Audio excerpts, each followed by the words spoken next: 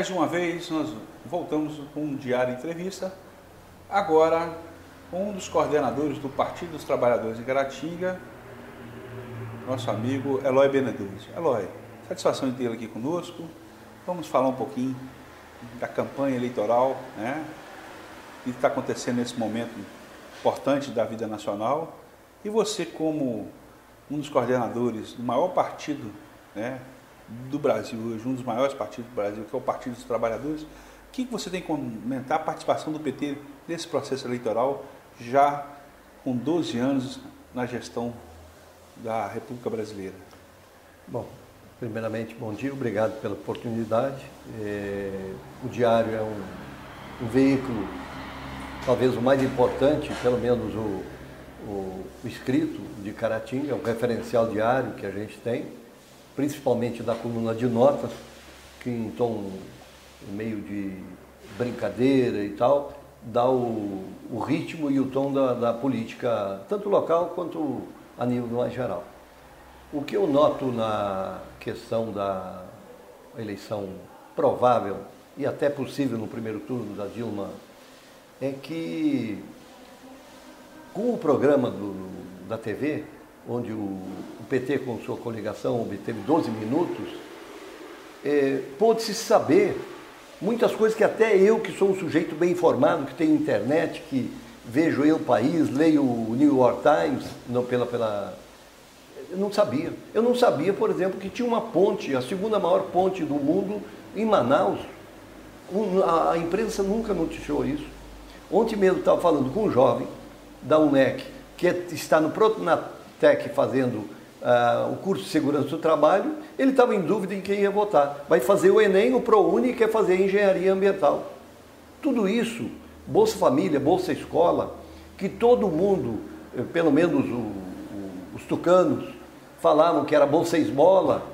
Hoje o Aécio vem falar que vai fazer o Bolsa Jovem, que é uma coisa impossível do ponto de vista orçamentário de cumprir, já que o Bolsa Família, apesar do valor relativamente pequeno, tem uma dimensão muito grande e impacto no orçamento. Imagine você dar um salário mínimo para os jovens até ele fazer o terminal fundamental. Então eu vejo que a Dilma, com a questão da Copa, com a questão da sua firmeza, as suas declarações na ONU, uma posição do Brasil não beligerante, de uma opção pelos pobres, de uma opção pela maioria. Então, na hora que se vê o programa na televisão, não tem força que possa desmentir os fatos. Porque os outros, o Aécio, por exemplo, é coisa de 10 anos atrás. A Marina, ela foi a preterida em relação a Dilma, e hoje se vê por quê. A Dilma e a Marina têm uma diferença de estrutura, todo mundo fala em questão partidária. O partido que existe forte é o PT, em segundo lugar o PMDB, apesar de em número ser igual, mas na força da militância não se compara. O PSDB, se vier a perder, como tudo indica, em Minas Gerais, ele vai ficar capenga. Ele vai se tornar o DEM, o próximo DEM é o PSDB. Pesa sobre a candidatura da Dilma vários escândalos, e o mais notável no momento é a Petrobras.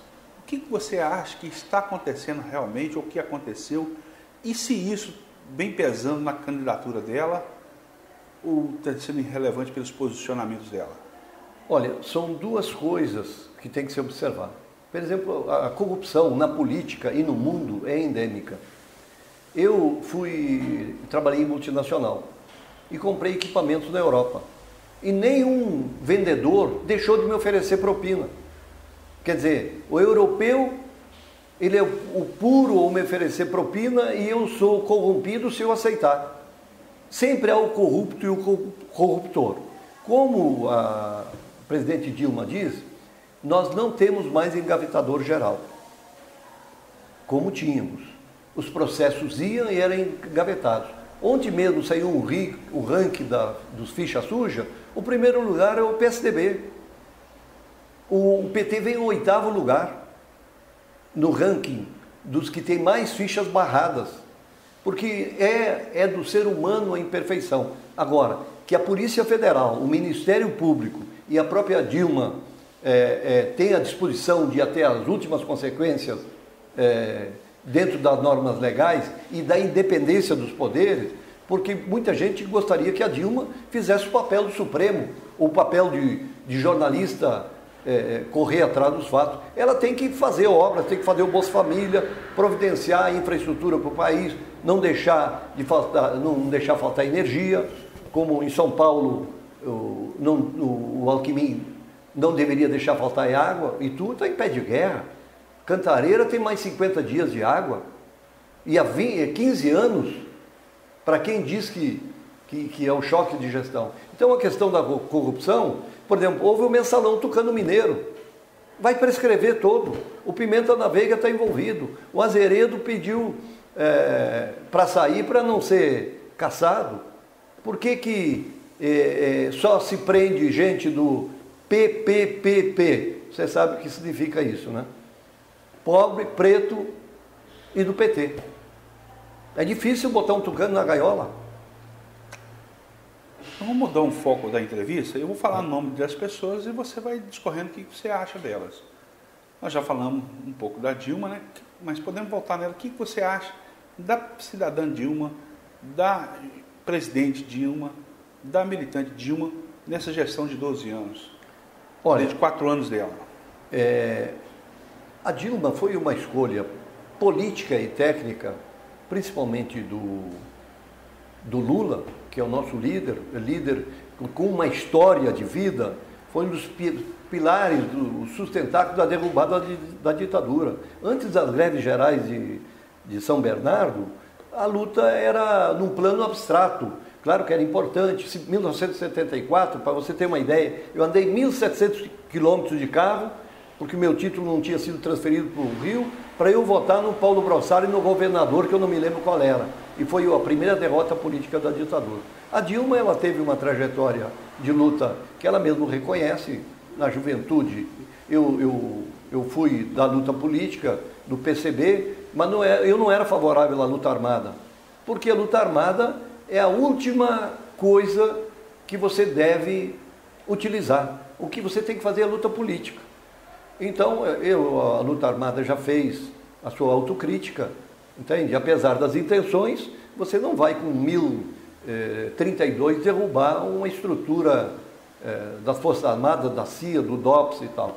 Eu mesmo fui interrogado pelo DOPS, era um tempo difícil, e a Dilma, ela é mineira, foi ao Rio Grande do Sul, esteve com o Brizola, foi secretária de Energia, quer dizer, uma mulher que fez um curso de economia, entende de economia, como se viu na entrevista com a Miriam Leitão. Ela é uma pessoa que, além de ser uma política não comparável ao Lula, mas do ponto de vista técnico, ela entende de cada obra e cada grande projeto que está sendo feito no Brasil. Quer dizer, uma pessoa preparada. A desculpa que a direita tinha com o Lula de ele não ter curso superior, ou não ser tecnicamente mais preparado, não existe contra Dilma. E tem toda uma conjuntura, por exemplo, na questão do BRICS. O BRICS é um tapa na cara do FMI, do Barack Obama, da Europa. O BRICS é uma força emergente, que, aliás, o Aécio nem a Marina se pronunciaram. O que vai ser do BRICS? Nós não vamos fazer um bloco para nos contrapormos? Nós vamos ficar sempre vira-latas? O Barack Obama convidou a Dilma para ir lá. Ao mesmo tempo estava fazendo escuta clandestina no celular dela, da Merkel. Entende? A Dilma foi contra a desproporcionalidade da agressão israelense ou da reação israelense em relação ao Hamas, a Palestina. Aí um representante israelense disse que nós éramos anões na política. Aí ela chamou o embaixador de volta. O Brasil, quando o Lula entrou, era o 13º país do mundo, hoje é o 7º. Hoje nós saímos do mapa da fome. Quer dizer, no Brasil não tem fome. É um dos 35 países que pode dizer que hoje só passa fome alguém que... E Marina?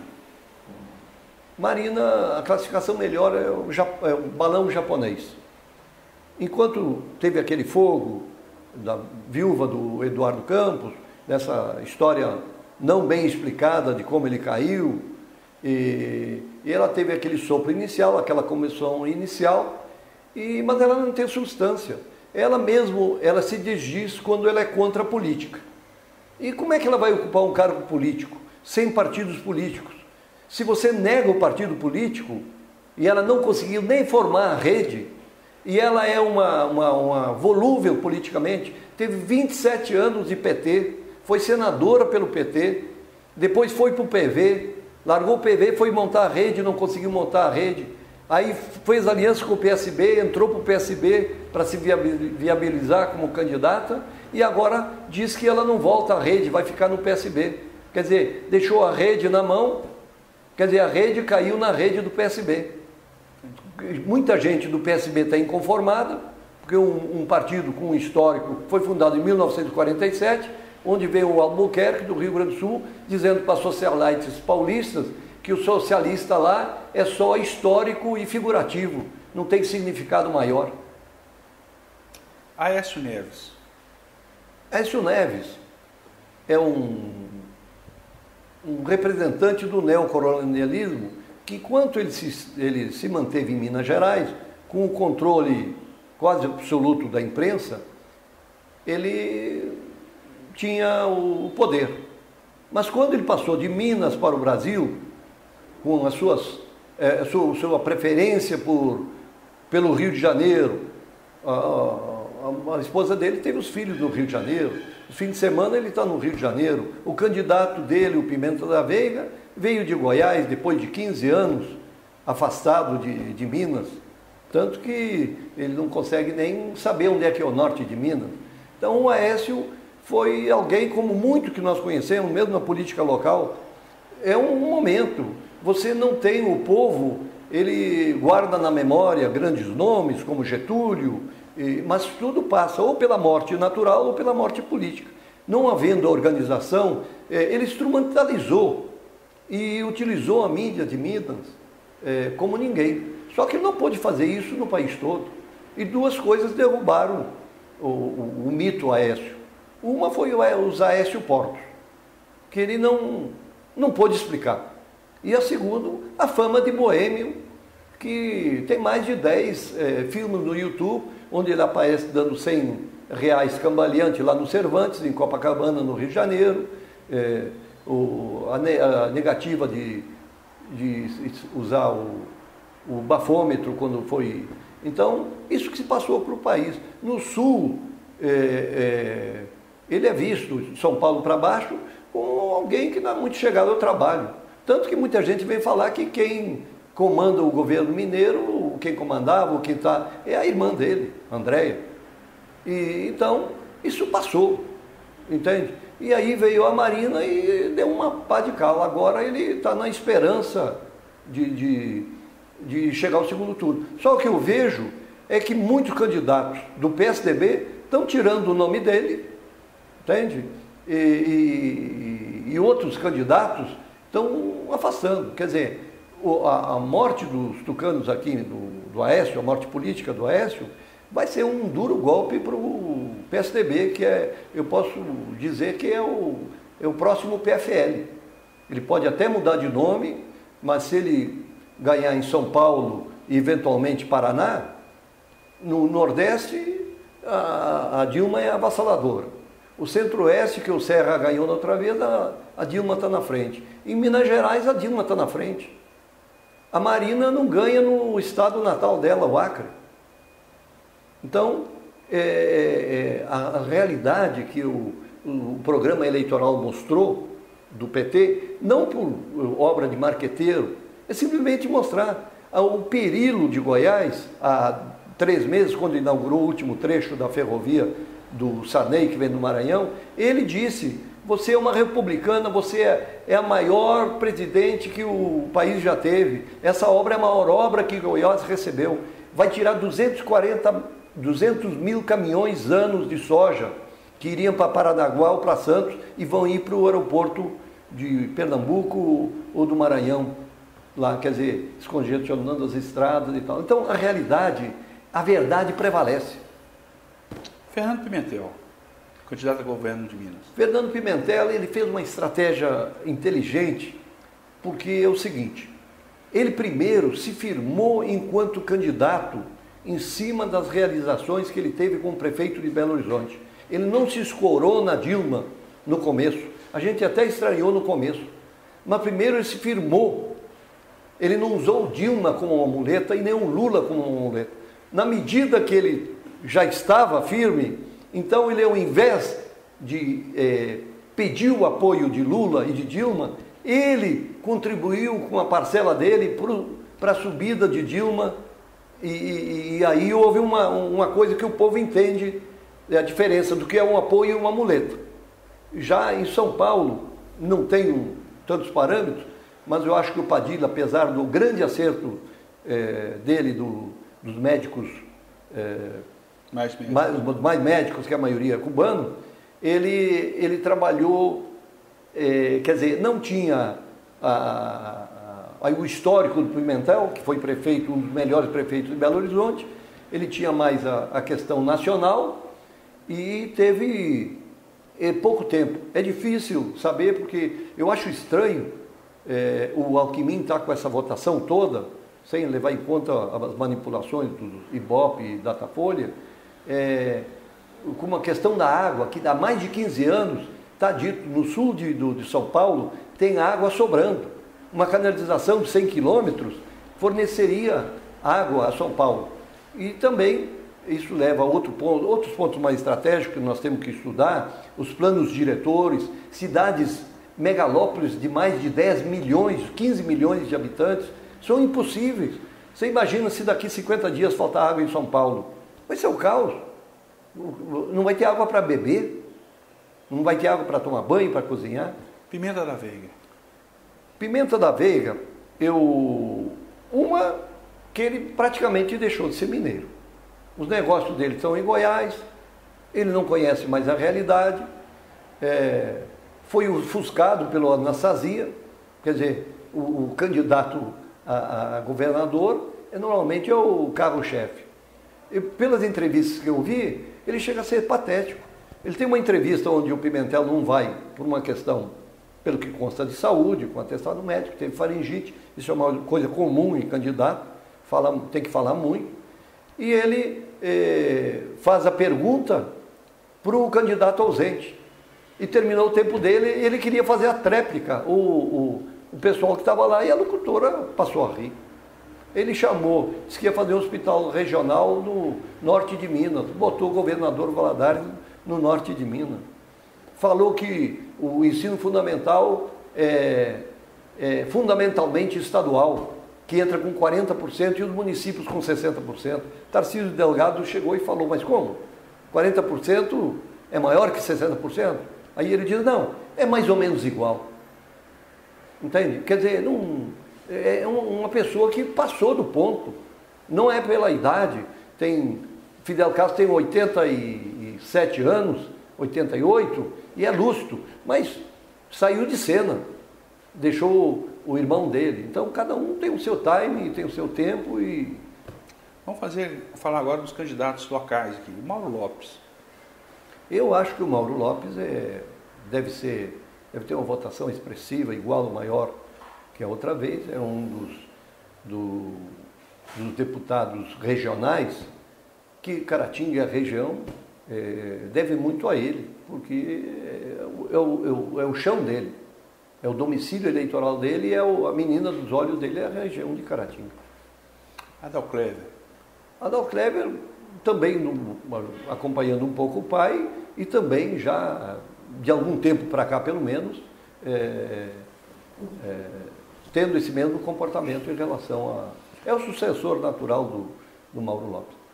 Leonardo Monteiro, na medida que ele é de Governador Valadares e que é uma cidade maior que Caratinga, ele proporcionalmente, ele fez muitas coisas, trouxe a universidade para cá, apesar da demora, da burocracia, trouxe diversos equipamentos como a carregadeira, trouxe diversas carregadeiras para a região, de verbas, se não me falha a memória, o projeto do Rio Caratinga, que são da ordem de 60, 70 milhões. Então é um candidato que, aliás, é uma unanimidade dentro do PT. Há exceções que confirmam a regra, mas ele é praticamente unanimidade como federal. O André? O André Quintão, ele tem uma parte expressiva do PT, inclusive eu, trabalhando para ele. É uma pessoa que nos ajuda muito. Quando perdemos a prefeitura, ficamos meio desarvorados, e ele foi um dos que mais nos auxiliou e tem procurado ajudar Caratinga. Também trouxe emendas para cá, e tenho certeza que pela votação que ele vai ter, ele vai fazer muito mais daqui em diante, porque nós não temos um candidato estadual regional. Sim. João Marcos. João Marcos Lobo. Ele está com um problema, porque ele está ligado a Marina, a Aécio, é uma coisa um pouco assim. Então ele está remando contra a maré. E ele tem também contra si que ele é ligado às oligarquias locais. Então, mas tem uma campanha relativamente forte. Mas não acredito que ele tenha o poder do... A candidatura do Van Gogh pelo PSTU, como você avalia? Olha, o Van Gogh é uma pessoa a quem Caratinga é um tipo de pessoa que é admirável. Mesmo a Câmara de Voluntários, apesar de muitas vezes a gente olhar com um olhar um pouco cético, achar que assim, é um pouco de loucura, mas, por exemplo, aquela entrada para Vargem Alegre foi em cima da obstinação dele, que deram uma melhorada na entrada lá, trevo, né? E no trevo, onde muitas mortes houve, e sem que tivesse dado culpa a qualquer um. Então, ele, apesar de ter algumas ideias fantasiosas, como a cascata lá de Itaúna, ele tem muitas ideias boas. Ele está num partido pequeno, não tem... a característica de pessoas como ele é de não formar grandes grupos, e quem não formar grande grupo, grande partido, não chega muito alto. Mas ele é uma pessoa de valor. Vamos passar aqui umas lideranças locais. O prefeito Marco Antônio, você tem a comentar? Olha, o Marco Antônio, ele é estranho, porque nas discussões lá na Esquina dos Aflitos, no último fim de semana, o pessoal estava falando da questão dos remédios, superfaturamento e tal, e chegou uma hora que é o seguinte, é como se ele já tivesse terminado o mandato. Não há esperança de que mude. Quer dizer, não tem nem graça bater nele, porque o grupo político dele, ele é todo dividido. Ele apareceu com Anastasia e Pimenta. O Mugango aparece apoiando o Pimentel. E os outros ficam assim, é como se fosse uma salada de frutas. Quer dizer, não há uma coerência política, entende? E eu acredito que depois, inclusive eu acho que o Marco Antônio, ele está numa fase, como no final do governo João Bosco passado, em que ele não ajuda com votos, ele tira votos. Porque o que eu posso classificar do governo dele, sem entrar no problema moral, ou da legalidade e tal, é um governo medíocre. João Bosco Pecino. Individualista. Hernani Campos Porto. Eu acho que, do ponto de vista do PT, o que ele fez foi bom. Agora, do ponto de vista do lado que ele defende, ele declarar 1 mês e meio antes do embate presidencial, de governo, de deputado, que ele não é candidato, fez com que muitas lideranças fossem para o outro lado. Entende? Então, eu acho que um general não pode, ele devia esperar passar a eleição, olhar menos para o umbigo dele e olhar mais pelas forças. Mas, para mim, pelo que eu penso, pela minha... Você é muito analista de posicionamentos políticos, né? Mas pouco na área religiosa. Mas muitas das vezes a religião conflita com a questão política. O que você acha do Papa Francisco? O Papa Francisco é uma grata surpresa, porque a Bíblia diz, é mais fácil um camelo passar pelo buraco de uma agulha do que o rico entrar no reino dos céus. Então ele fez uma opção preferencial pelos pobres. E é a mesma coisa que na política. Quem não está com os pobres não está com a maioria. O que havia aqui, a Dilma conseguiu, o Lula, tirar o Brasil do mapa da fome, a igreja tem que participar da política, não só a igreja católica, como as outras igrejas, elas têm que dar de comer a quem tem fome e dar de beber a quem tem sede. Quem é contra o Bolsa Família, o Bolsa Escola, não sabe o que é miséria, não sabe o que é passar fome. A comida para uma criança é tão essencial quanto o ar, quanto a água. É um direito, uma moradia. Quer dizer, hoje a gente vê isso. Entende? Então, o Papa Francisco, ele tem a condição, é claro que a inércia, e a igreja tem 2.000 anos de história, e a inércia de você mudar, eu já trabalhei em serviço público, é muito difícil. Tanto que o Papa anterior renunciou. Então, ele vai ter umas oposições ali de cardeais e tal, mas eu acredito que a verdade, no fim, ela prevalece. Demora, mas prevalece. Bem. Mais uma entrevista, agora com ela Benedutti, um coordenador do Partido dos Trabalhadores aqui em Gratinga. Nós agradecemos a sua participação, a sua clicada no nosso site, diariodecaratinga.com.br, e estamos com vocês em mais outras entrevistas. Nessa, estamos com a Eloy. Meu muito obrigado, até a próxima com o Diário de Caratinga.